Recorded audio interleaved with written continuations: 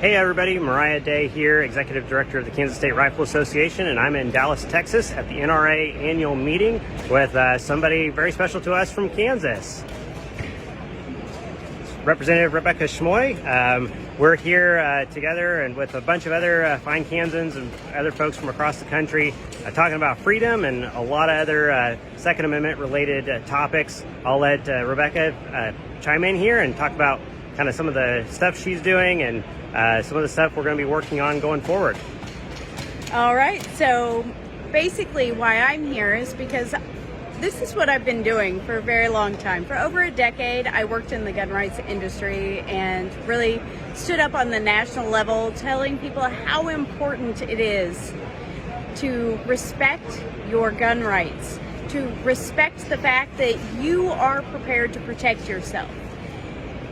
That being said, I've built some amazing relationships here. Being able to work in that sphere, I've also met Moriah and the other people from KSRA and NRA. And so all of that working together, we take it very seriously here in the state of Kansas to be able to protect our rights. Whether you use your firearms for self-protection, whether you use your firearms for hunting, we want to ensure that you continue to be able to use your firearms for what you feel is necessary to your lifestyle. And that being said, we are still looking at the amendment that would clarify the language as far as our right to protect ourselves and our loved ones.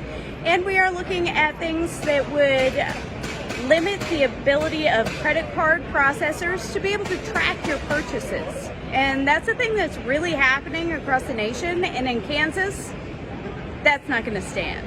So aside from that, what else would we like to work on, Moriah? Yeah, absolutely. A couple years ago, we had what was called the FIND Act, which was the Firearm Industry Non-Discrimination Act. I'd like to see us work on that a little bit more. There's obviously a number of other really important things that we can get done in Kansas.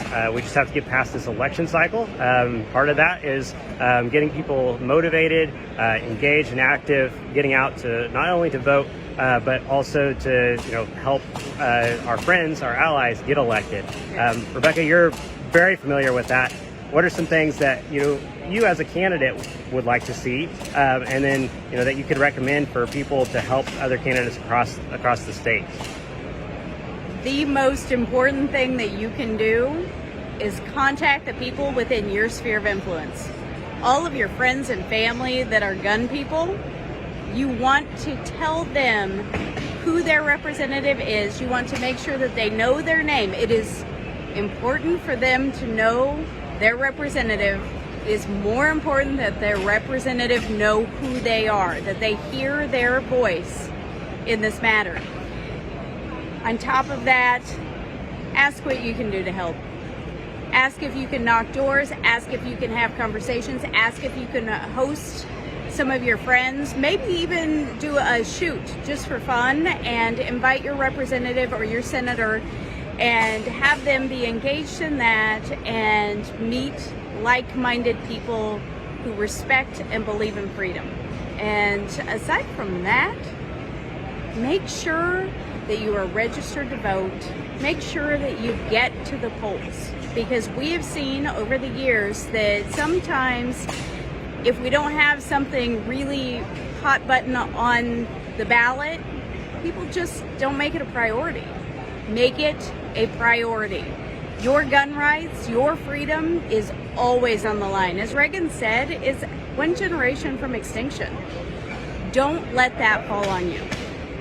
That's exactly right, Rebecca. Thank you for mentioning that.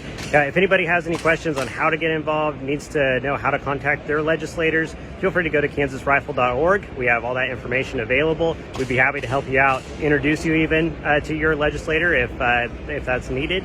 And with that, Rebecca, what are some of the organizations that you've been working with recently and for a long time, honestly, in the Second Amendment realm? We don't really get to talk about that a lot just because we're usually focused on Kansas politics and that kind of thing. But I want to give you a chance to put a plug in for some of those great organizations.